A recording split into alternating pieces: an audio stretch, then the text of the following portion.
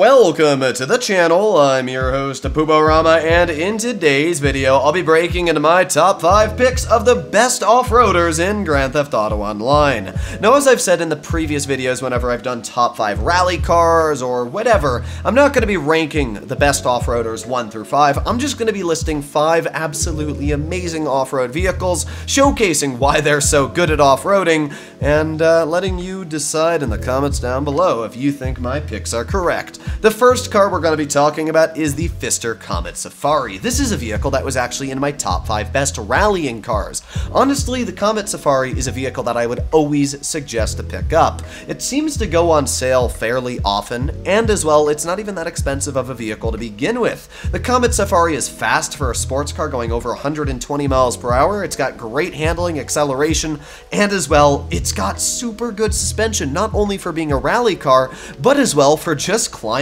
up mountains, and that's exactly what we're going to do here to showcase its insane off-road capabilities. The big difference between this car and a lot of the rally cars in the game is that rally cars are specifically good at sticking to the ground or the dirt. However, this car, it doesn't really matter. You can see right here, even though this is like a 70-degree angle we just climbed up, I mean, look at that. But this car doesn't care. It is so good at off-roading. And you'll notice the great thing is that because the suspension's so high off the ground, you can just jump and do little hops and skips all the way to Grandma's house, and look at that. No problem whatsoever. So you're never ever going to have a problem with ground clearance with this vehicle. As well, because the way the bumper is shaped, you'll see it's got a bit of like an angular shape. It means that if you actually hit a rock or something like that, instead of just stopping, you're just going to bounce right over the rock without actually damaging the front of the car. Overall, the Pfister Comet Safari is an absolute ace when it comes to off-roading, and as you can see, we've easily been able to conquer this mountain a lot quicker than you'd think. The things that make this car so good is the fact that, first of all, it's got an amazing power to weight, which a lot of off-road vehicles do struggle with, and then it's also just so good because of its all-wheel drive. I love the Comet Safari. I would definitely suggest to pick it up.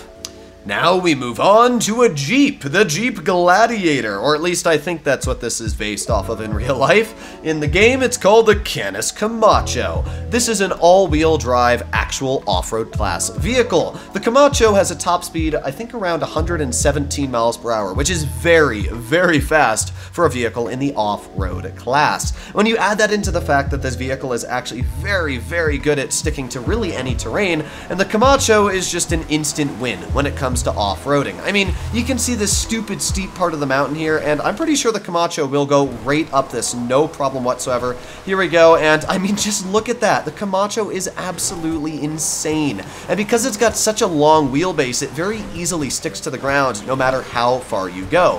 One of the big problems I've always had with the Comet Safari is if you're going a little too fast, you will have to worry about the car flipping. However, because this vehicle is so long, even though it is very high off the ground, you don't have to worry about flipping at all because of the way it's designed. So the Camacho is amazing. I mean, you just saw how quickly we climbed up the mountain, and it's really never going to be a problem. The Camacho is a bit more expensive, but it still very easily gets the job done. Plus, it looks so awesome. All the lights work on the bumper, and as well the light bar on the top. So yeah, definite 10 out of 10 for me when it comes to off-roading capabilities. Now, one thing I should say about the Camacho, unlike the Comet Safari, is that it's not great on road. It's decent, but it's not nearly as fast, it's not as good on acceleration, so there are a couple things that this car isn't nearly as good as, especially when it comes to like overall handling. I still think the Comet Safari has it down, but the Camacho is absolutely amazing, and when it comes to just flat off-roading, like off-the-grid off-roading, this vehicle is the way to go.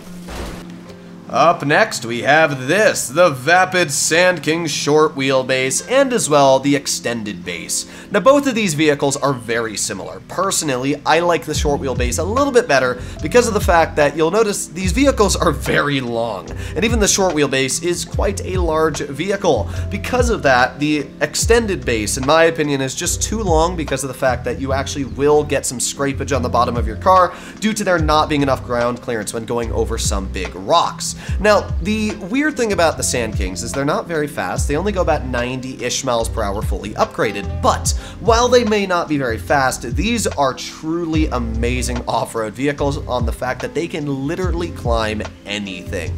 I mean, the suspension, first of all, is crazy. For example, something a Camacho probably wouldn't be able to climb is a rock like this, but you can see the Sand King, no problem, goes completely over the rock without a single care in the world. And that is what makes the Sand King so nice, is just the fact that its suspension is amazing at climbing over literally anything. This vehicle, you can probably drive over some of the biggest craters in the game and have seriously no problem whatsoever. And you can see that right here. We just take some serious air, and not once will we ever have to worry about this vehicle hitting the ground, which makes this great for a couple of reasons. First of all, that means you're not going to have to worry when you're going full speed about really crashing unless you smash into a big rock.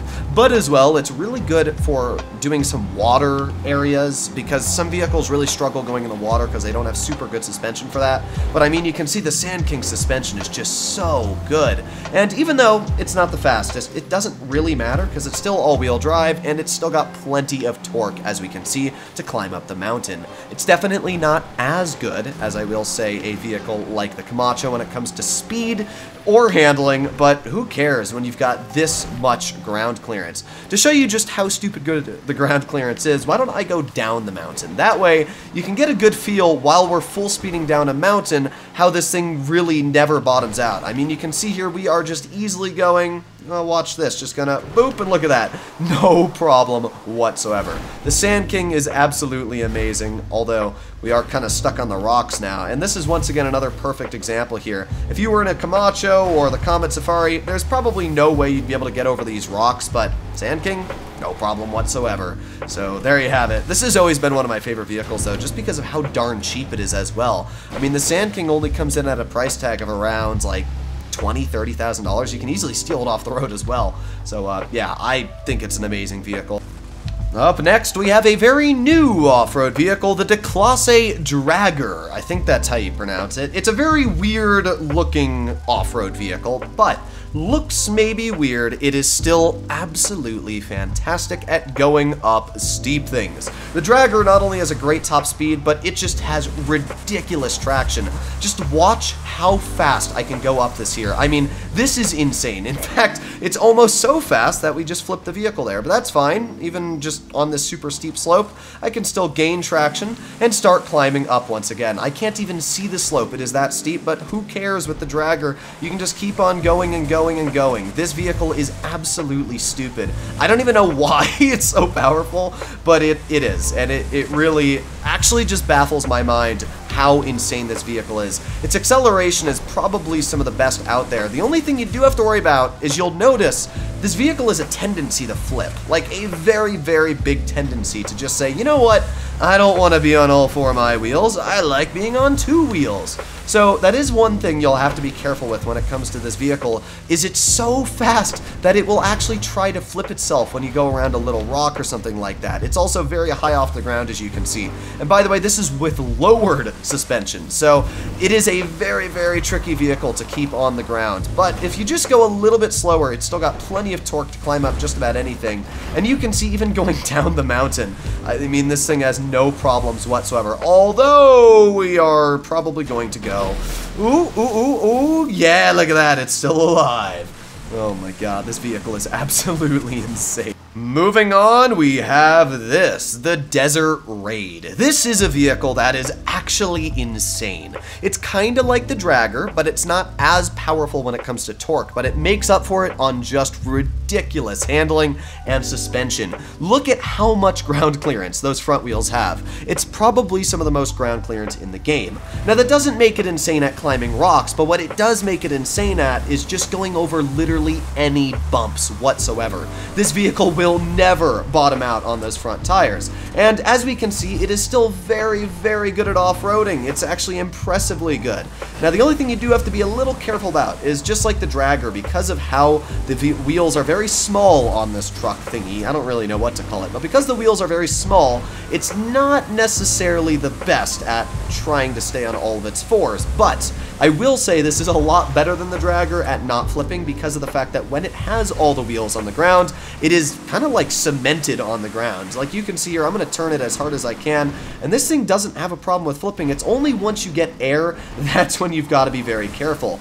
But yeah, that's really the only time you've got to be careful. Apart from that, I mean, you can see this thing, even when going down a mountain this steep and this bumpy, it just sticks to the ground like crazy. And even though we are kind of getting some jumps here, I mean, we're still on this mountain, we're still stuck to the ground. Although, yeah, as I said, it's not great at going over rocks. So that is something you have to be careful about, and yeah, flipping as well. As an honorable mention, I wanted to throw the Vagrant into the list. The Vagrant it is an off-road vehicle, and, well, you've noticed one of the problems with the Vagrant already. Just driving over a small rock can absolutely flip this thing. But the Vagrant has probably some of the best off-road suspension in the game. I mean, did you see what I just climbed? That was absolutely insane. And this here, no problem. The Vagrant is ridiculous. I mean, it can climb, that's an interesting floating rock there. But as I was trying to say, the Vagrant can climb just about anything thrown in front of it. I don't even have off-road tires on this build, but look at that. It is just going up, no problem whatsoever. The Vagrant is really good at off-roading, but it's more like a mountain climber. It's not necessarily an off-roader. You know, what are these rocks doing? Wait, what happens if I shoot them? I'm losing my mind. What the heck, Rockstar? What are you doing?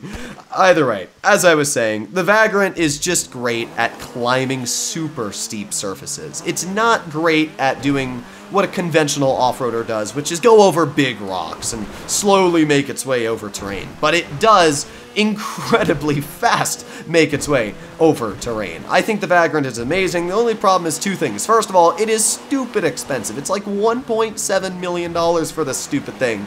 But as well, it's just not as good as vehicles like the Camacho, not as good as vehicles like the Comet Safari or the Dune Loader, or really any of the other vehicles I showed in this list, and that is why it's an honorable mention. Hopefully you enjoyed today's video. If you'd like to see more like it, please consider smashing that subscribe button down below. But other than that, I'll see you in the next one. Bye-bye!